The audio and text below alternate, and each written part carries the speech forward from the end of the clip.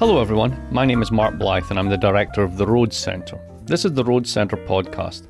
In conversation today we have Albena Azmanova, IWM Visiting Fellow at the Institute for Human Studies in Vienna, and author of the wonderful book Capitalism on Edge, How Fighting Precarity Can Achieve Radical Change Without Crisis or Utopia. Now that sounds like a big order and she tackles a lot in her book, but let me tell you why I find it so fascinating. People like me who write about the contemporary condition usually think of inequality as the problem. And Albena would not say that it's not a problem, but to use the Star Wars analogy, these are not the droids you're looking for. You see, if inequality is the big bad bogey thing that we think it is, why is it that we're not in a revolutionary situation anyway?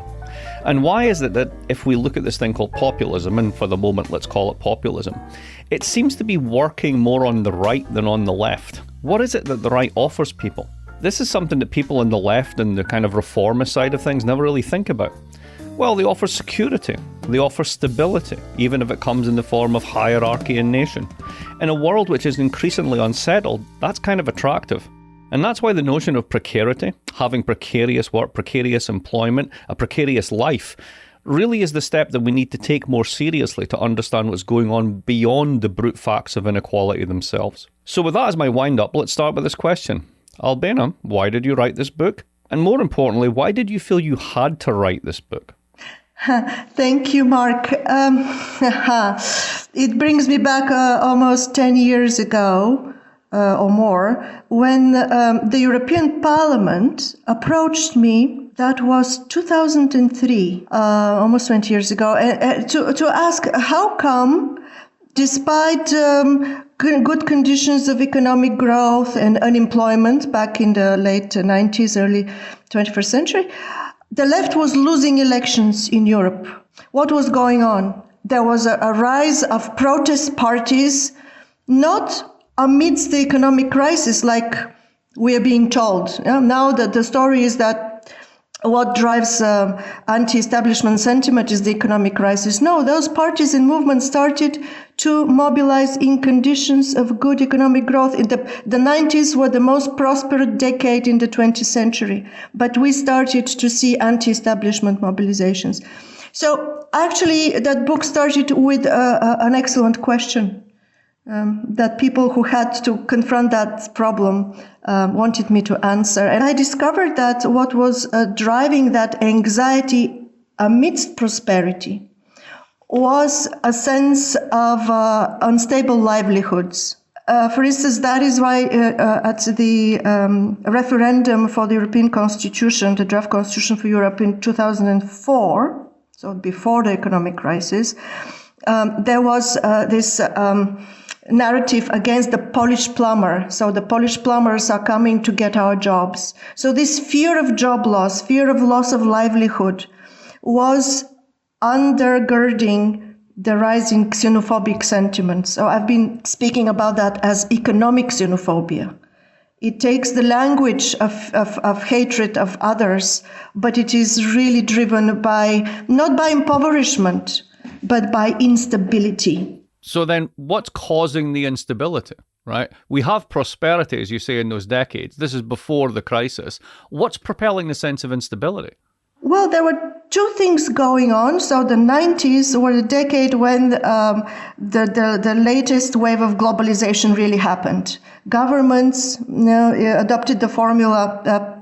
If you remember before, it was Smith abroad, Keynes at home. It became all Smith. So free market logic, opening of the economy, of national economies to the global markets, plus the digitalization of the economy. That changed a lot the face of globalization. And as competition in the global markets increased, and that was coupled with the ideological consensus between the left and the right domestically on free market capitalism, then there was a subtle but very important policy shift in priorities of governments. Competitiveness became the key word, not competition. Competition is the key word for the neoliberal era.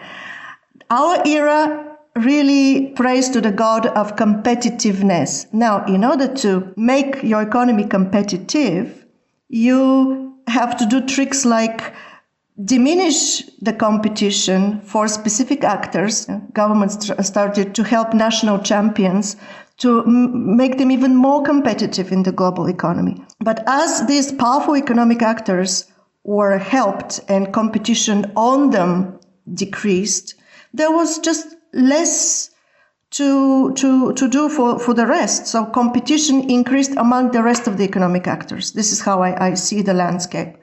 So with increased competition on everybody but those hand-picked capitalists, everybody's position became more precarious.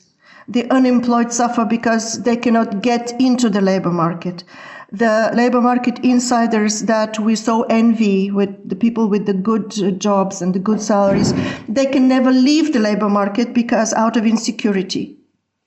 So these seemingly opposing grievances have a common root in my analysis, and this is the increased competitive pressures on everybody. An example of this I'm just going to throw out there for the listener, and if you want to comment on it, then great.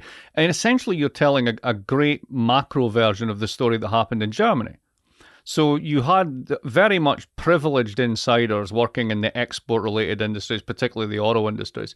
And in order to boost that and make that the growth model in this more globalized era, you got the Hartz labour reforms, which essentially wiped out the floor on minimum wages, at least temporarily, created a large service sector of poorly paid employment, which, as you say, is increasingly precarious. These are the types of jobs that it's hard to hold down. You don't know your hours. They are, as the Germans called them, ein Mark Job, right? 1 mark jobs. And, you know, these are below minimum wage, and yet there are 2 million jobs in the economy. So you're impoverishing many in order to boost the competitiveness of some. One of the things you talk about early on in the book that I really want to bring out here, and you just alluded to it at the end, is the paradox of emancipation. Can you unpack that? Because it's such a great idea. And then I'm going to do a reading from the book, which I just think is brilliant. So you unpack it, then I'll read it. Okay, so as I was researching and discovering that precarity is the real malaise of our societies, that all of a sudden I was hearing a talk all about inequality. So we were hearing from politicians and academics that inequality is the curse of our time. Even academic degrees in inequality studies started to be established. So I was thinking, oh my God, I mean, we have such a huge problem with massive precarity, and people fuss about that some have more than others. How come? So I was really surprised because inequality has always been a feature of capitalism. How come at that particular point we started to be so obsessed with inequality? So for me, that was a puzzle. Now, as a political theorist, I've written another book on judgment and justice, and I have observed that with the feminist struggles, you know, of the latest generation of feminism, as women wanted to gain equality with men on the labor market, they wanted in the labor market and they wanted to be equal. They actually valorized, they put additional value on the rat race, on being in and competing. And that weakened the impetus of the working class to fight, to fight capitalism, to fight for actually less work, not more work. That's what I call the paradox of emancipation, that very often, if we are fixated on concerns with entering in and being equal, equality and inclusion, not only that we overlook what's going on in this model, with all the kinds of injustices that are produced outside, besides inequality and inclusion. But we further validate, we value even more that club in which we want to be members. So this is very much like, again, something earlier in the book that you mentioned, which people have read but have never really thought about, at least I haven't, which was the Indignatos slogan, that we are not against the system is against us. That's right. It's a cry for inclusion within a system which in and of itself, because of its competitive logic and its focus on competitiveness, basically is immiserating you the minute you join because there's no exits apart from it. If I can just read this bit because it really sums it up nicely. This is from the chapter on Precarity, Capitalism. The elimination of power inequalities within a system of social relations is valuable in its own right, but such efforts have tended to divert attention away from forms of domination rooted in the operative logic of the social system beyond a concern with equality and inclusion within that system.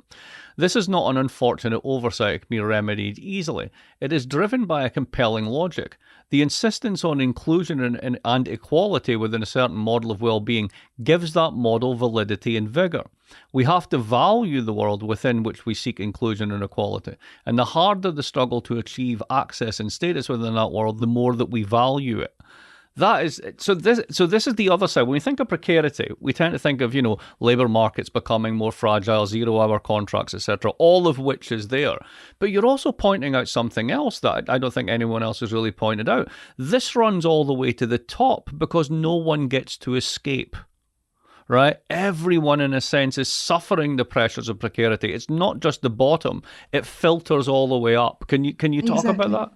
Yes, I really strongly believe that it is precarity, not inequality, that hurts, the 99%. That's the real grievance. And when you listen, for instance, to the Yellow Vests in France, as I did about their grievances, they don't talk about inequality. They hardly mention inequality. They talk about incapacity to pay their bills. They talk about impoverishment, job insecurity, things like this. They're not comparing themselves to others, which, inequality implies that comparison with others. And actually, it is not easy to compare yourself to others. We don't see how much others have. Also, let's not forget that in capitalism, the poor often envy the rich. They admire them. So there is not so much concern with inequality on the end of the impoverished people. But curiously enough, precarity runs all the way to the top indeed. The rich and the highly skilled suffer precarity either because their money is invested, let's say, in volatile financial markets, or because of the performance pressures they have on their jobs. So they end up with a variety of mental stress disorders. They're basically miserable, although they're envied as being the winners of capitalism and of globalization. In the book, I review surveys of millionaires who say that they would much rather not work and step out, enjoy their lives, but they remain trapped in their lucrative jobs because they're either worried that their investments are insecure or they worry about their children and their grandchildren, that they're not going to make it. So precarity goes all the way from the bottom to the top. Well, let me sort of back out of this. Now, more traditional scholars would then say, okay, so what we need to do is rebuild the welfare state, right? Because that's decommodification, that gives you an exit, right? You do not think that is sufficient or likely. Why is that?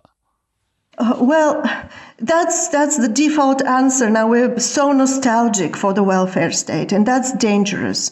Because what the welfare state did is create wealth through stress on consumption and production. And this consumption and production, on the one hand, destroyed the environment. On the other hand, created a sense of justice around an entitlement to be middle class and increasingly affluent. This is not only unsustainable, it is just stupid. This cannot be our ideal of well-being around how much we can consume and how much we can destroy the environment. So it is both wrong and no longer feasible, this model of progressive politics. So the problem is that the two components of the contemporary agenda of progressive transformation, namely ecological and social justice, are in tension. If we understand social justice as growth and redistribution, and ecological justice as transitioning to a more sane process of consumption, transportation, production, etc., these two things are in tension. We cannot plausibly expect people to endorse the green transition if their livelihoods are invested in jobs that destroy the environment. So I'm proposing that we refocus the idea of social justice from growth and redistribution to fighting precarity, fighting for economic stability, not for affluence, not for equality in affluence. Because people might endorse less material prosperity as long as their lives are secure. So that is going to, in my mind, going to make the ecological and social justice agendas finally compatible. So before we leave it, though, let's really unpack precarity once more. It's not just competitiveness that's driving this. You have this argument, which is similar in a sense to the work of Danny Blanchflower and people like this, on where the good jobs have gone. Basically, we aren't generating the type of jobs that would make capitalism in its old form sustainable. Now we're generating what David Graeber called bullshit jobs. We've got a lack of good jobs in Danny's terms. You have a particular take on this as well in terms of like two things that happen in the labour market. Those two things being acute job dependency and surplus employability. What are these and why are these the drivers that we need to worry about for creating mass precarity? So these are indeed the features of our contemporary form of capitalism. First, in our times, we have become technologically capable to produce our livelihoods with very little input from labor, thanks to technological, mostly to IT. So there is this potential for decommodification of labor, for reducing the productive reliance on participation in the labor market. However, this potential stays unrealized. On the contrary, we have more and more pressure to make us dependent on holding a job.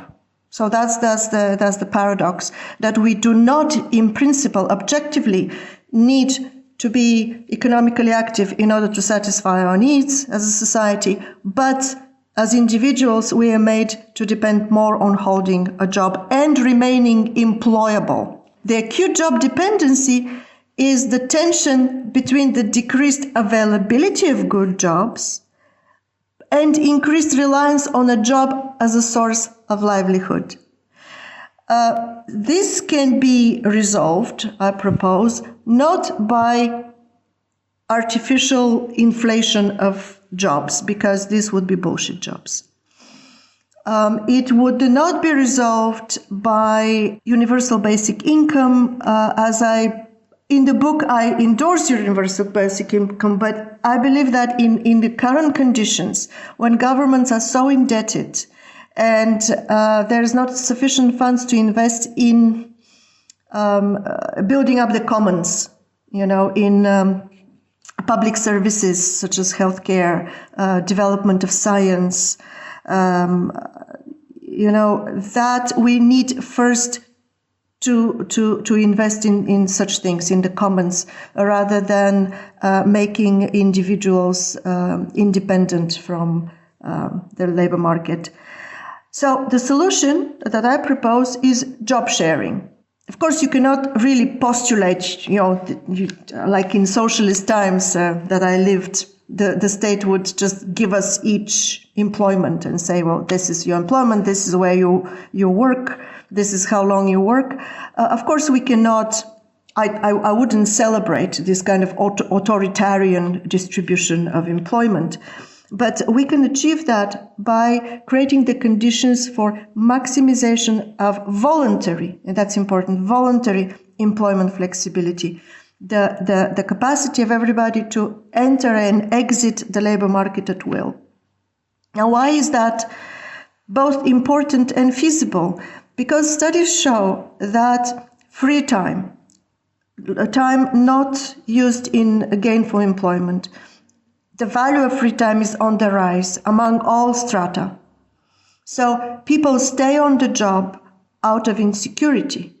And back to the idea of the precarity of the rich, it is the insecurity, the precarity, that makes the rich work more and occupy these jobs that are blocked for many other people. So if there's a limited number of what we would call those good jobs, the middle class jobs that everybody wanted to get, if the competitiveness is leading to these change in the dynamics of the labour market, which is pushing down the majority, but increasing stresses all the way, even to the top earners, how exactly do you do job sharing in this way? There's a huge matching problem at the end of this, right? Yes. Because you've got nurses who have skills, and then you've got people like me who have, if I have skills, they're very different from nurses. We're not going to swap, right?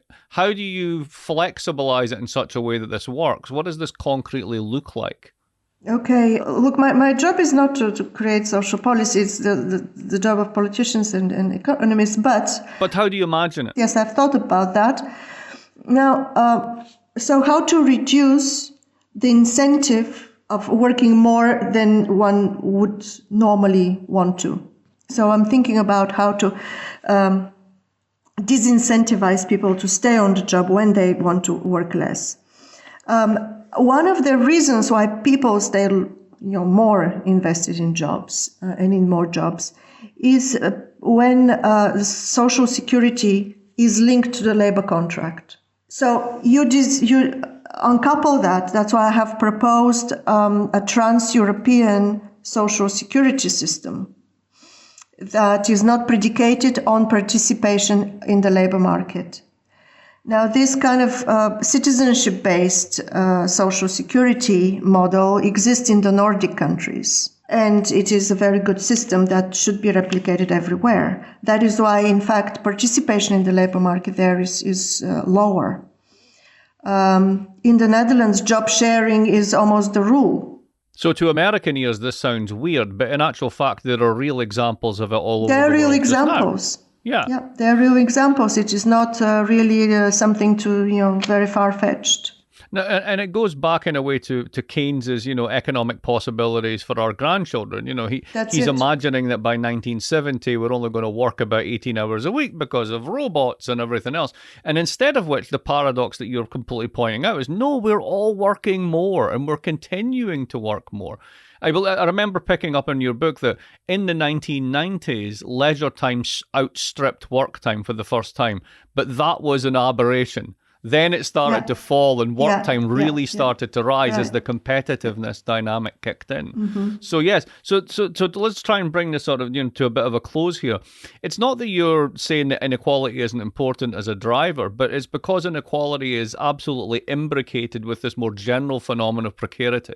Yes. That's really what's doing it. So let's close by talking about the politics of this. You don't like the term populists, and that's connected to how you see these dynamics working out. Tell us how you think about the political changes that we've seen in the past decade. How do you think about this from the point of view of precarity rather than either xenophobia or inequality?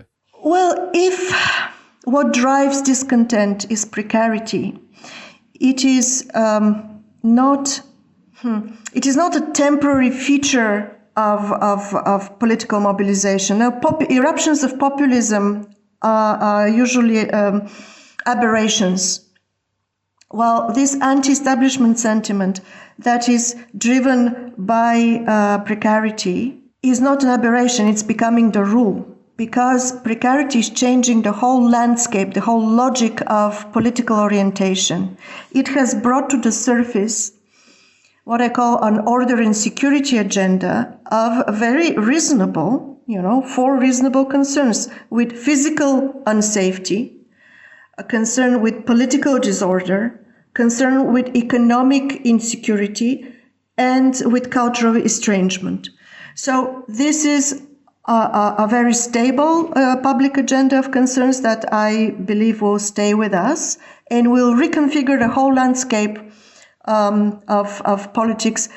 Why? Because you cannot comfortably align this on the left-right continuum. It cuts across because there are demands for cultural cohesion, which are conservative. There are demands for social safety, which are to the left. So there's this mix between demands that cut across the left and the right. So that is why I believe we are mislabeling the entity when we call it populist. It is just a new a new new configuration of the political landscape. So rather than left and right, you reconfigured this between poles of risk acceptance and if you will, risk rejection in that way. And it seems that the majority of populations are going towards that risk rejection rather than more risk and acceptance, more so. Right? Yes, more and more so. And again, not only the people who the sociologist Guy Standing described as the precariat. It is not just the precariat that mobilizes around the risk pole. We see more and more affluent people with, good, highly skilled professionals.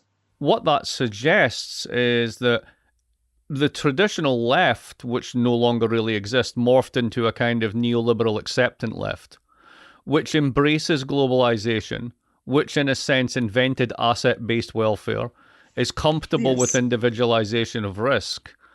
They seem to be hopelessly out of pace with the demands of the people who are clustered around the risk rejection pole.